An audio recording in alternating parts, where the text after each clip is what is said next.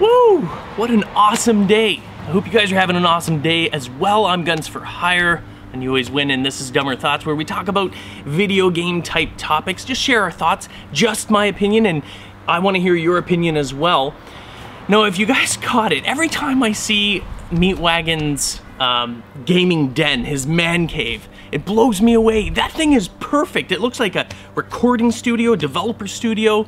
It's the perfect slice of man caveness, you know what I mean? I think he's got like 4 PCs, he's got his setup so you can do the PS3 and the Xbox, and he's got this I had a recliner as well, but his leather recliner, that thing is like insta coma. You lie in that thing, within minutes you're sawing logs, and next thing you know, it's time to go to bed. But if you watched his video, and of course that link is in the description below, he talked about modding. And how it makes good games even better, and it gives them longevity. And I couldn't agree more with him. You know, there's certain games that the developers embrace. You know, they embrace the modding community, which I think is great, because you and I have some ideas that maybe the developers, you know, didn't think of. They provide us with this canvas and the tools to create it. But some of the stuff that you, the viewers and the people out there that play these games, create, sometimes they're actually better than what the developers make. And it's fun to see what the creations are. I know he mentioned, I believe, Fallout and Minecraft, of course. Minecraft, look at that, a simple game. It continuously updates, free of course, but because it's been out for so long, all of the gamers and everything, the modders in the community are able to really get to know the tools well, and we see some incredible things. It's easier for them now to make mods. They understand it better, and we see it takes a game that maybe only came out, you know, eventually 5 years ago, but they'll still continuously make things. And that also kind of speaks into a bit of an issue why modding, you know, in certain franchises might not possibly work. And it's not because they can't give us the tools, it's because certain games, and I'll give you a perfect example, Call of Duty. Now, I know we have modded zombies and everything like that, but for the general multiplayer games, every time we see a new Call of Duty coming out, whether it's Infinity Wards or Treyarch's, they've tweaked the engine, they changed it. Not to mention the fact that there's a new one every single year. You know, just like brand new systems, new next-gen consoles, it takes a while for the developers to really embrace it, to get comfortable with the tools to create the awesome games. When they first launch, like when next-gen consoles launch, you know, we'll see some cool games, but I don't think it's until they're really in the stride that we see amazing things. And with games like Minecraft, because they don't change the coding in the engine so much, the modding community can create awesome things. Look at Portal 2, I love that, my favorite puzzle game of all time. They not only provided the community with the tools, but they embraced it. They allowed everyone, and they made it part of the actual game so that you could easily go in and play other people's creations. I think that's an amazing aspect of the gaming community. But games like Call of Duty, changing the engine, we know now that the Call of Duty Ghosts or whatever is using a new engine. And that actually brings me into today's topic as well, which is, and if you weren't aware of this, they actually did confirm, I think it was either via Twitter or just some blog or some statements that Infinity Ward made, but they said that they're excited to bring the new engine. Now, we don't know anything about the new engine. We don't know, you know, if it's built in studio, if this is their own custom engine like Frostbite is.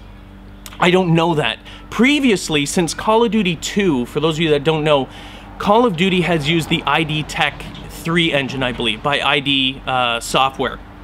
And what they've done is each, you know, Call of Duty that came out every single year, they tweaked it. And they were saying, oh no, it's completely new. And they have improved it. It has been improved, you know, better texturing. They learned to use it better. But it's been out for so long, for so many years, that they're like, all right, you know what? Bring in the new engine. But my concern is, you know, is it actually going to be a new engine, or are they playing with this again? No, we've changed it so much. Maybe they're using the same engine again, the ID Tech 3. No, we've completely changed it so much that we're calling it a new engine because it's so crazy different. Maybe it is, I don't know.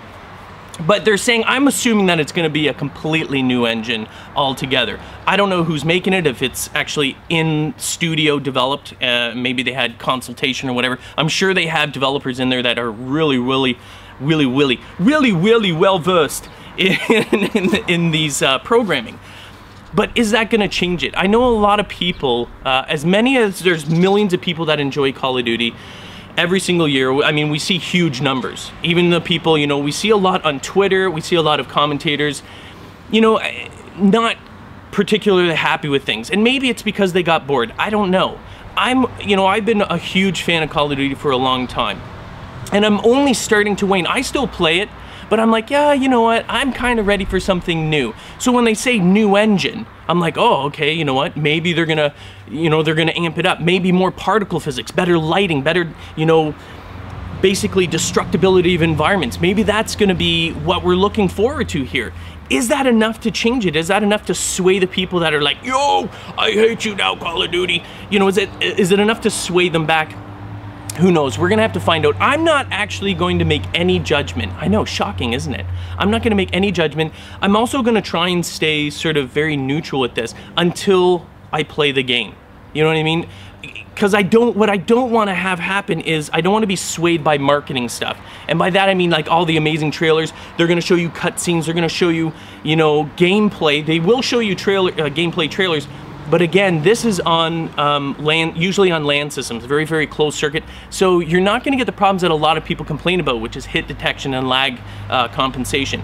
I read some comments too, like on Twitter when I'm, sharing my opinions there.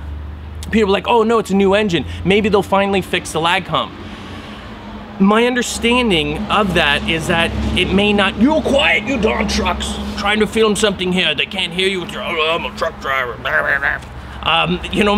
It's a different programming. It's not about the physics. It's not about particles and the additional lighting that a new engine can bring and the aesthetics and the feel of it. With lag compensation, it's more about internet coding. It's more about understanding. It's their concept. It's how they perceive and how they choose to fix the ping and latency between gamers. That can be completely separate from the actual engine. The engine may make the game look awesome, and I'm hoping it does. I really am.